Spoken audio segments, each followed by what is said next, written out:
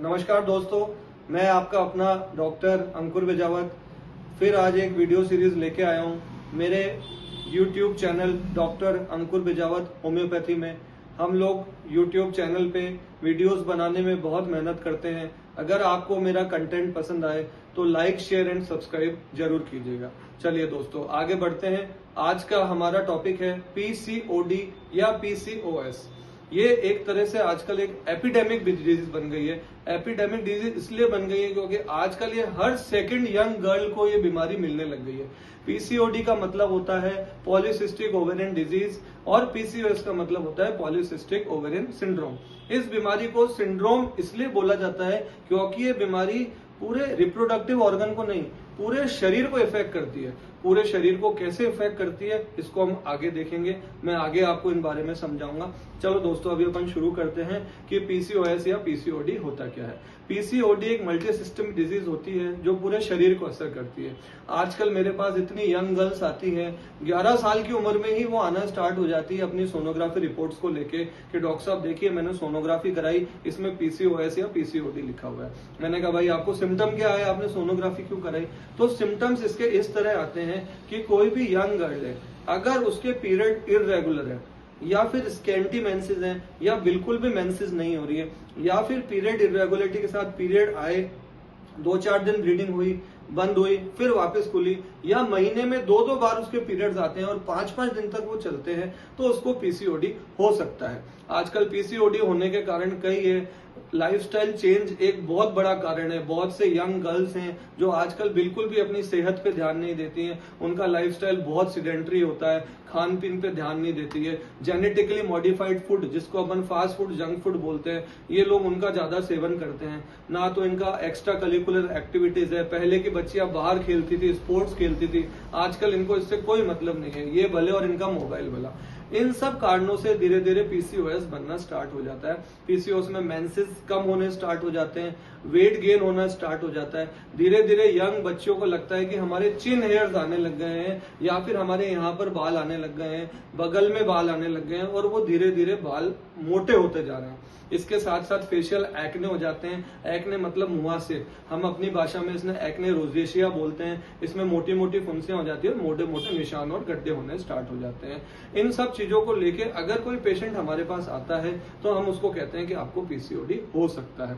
पर final diagnosis मेरे दोस्तों एक ही चीज से होता है, डायग्नोसिस से। डायग्नोसिस में इसमें बहुत से टूल्स होते हैं। अगर आपके पीरियड इरेगुलर है तो आप वेट करिए कि आपके पीरियड कब आते हैं।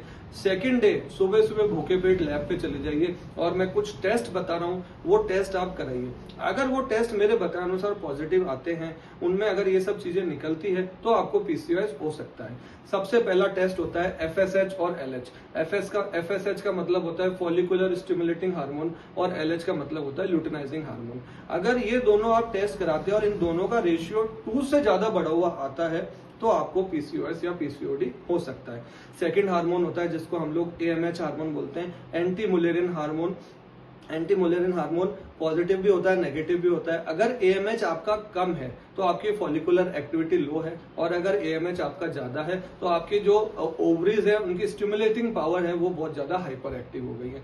फिर थर्ड हार्मोन आता है जिसको हम लोग बोलते हैं लेप्टिन हार्मोन और beta insulin hormone. Leptin hormone positive उनमें आता है जिनको मॉडरेटली वेट बढ़ना स्टार्ट हो जाता है। जैसे कि उनका हम बीएमआई देखते हैं, हाइट और वेट के हिसाब से बीएमआई बनाते हैं। अगर उनका बीएमआई 30 से ऊपर आता है तो हम उनको मॉडरेटली वेट की कैटेगरी में डालते हैं कि उनका वेट बढ़ गया है। और बीटा इंसुलिन हार्मोन उनमें बढ़ा हुआ आता है जिनके अंदर जो शुगर का लेवल है, ग्लूकोज का लेवल है, वो रेजिस्टेंस बहुत ज्यादा बढ़ गया है, तो उनको बीटा इंसुलिन हार्मोन बढ़ जाता है। फिर एक हार्मोन आता है जिसको हम लोग बोलते हैं थायराइड हार्मोन। हमने बहुत देखा है कि आजकल यंग गर्ल्स में थायराइड बहुत ज्यादा पॉजिटिव आता है। हम लोग थायराइड प्रोफाइल कराते हैं। उस थायराइड प्रोफाइल में अगर उनका टीएसएच लेवल बढ़ा हुआ आता है तो और उनका वेट बढ़ा हुआ आता है तो उनको ये चीज हो सकती है। तो मित्रों, ये सारे हार्मोन्स हैं जो इस चीज के लिए रिस्पॉन्सिबल है। मैंने पहले आपको एफएसएच एलएच बताया, फिर मैंने आपको थायराइड हार्मोन बताया, फिर मैंने आपको बताया प्रोलैक्टिन। जी मित्रों, मैं प्रोलैक्टिन हार्मोन बताना भूल गया। प्रोलैक्टिन हार्मोन पिट्यूटरी हार्मोन से रिलीज होता है, मास्टर ग्लैंड होती है सर के अंदर, उससे रिलीज होता है। ये अनवन प्रेग्नेंट लेडीज में मिलता है। जब लेडीज प्रेग्नेंट हो जाती है तो उनके मिल्क सिक्रीशन को बढ़ाने के काम आता है। कोई ऐसी दवाई जो आपको रिएक्शन कर गई, कोई आपका सीडेंटरी लाइफस्टाइल इस चीज को बढ़ा देता है तो भी प्रोलैक्टिन हार्मोन बढ़ जाता है। ऐसी फीमेल्स में ब्रेस्ट में से अननोटिसेबल हल्का हल्का मिल्क सिक्रीशन होना स्टार्ट होता है।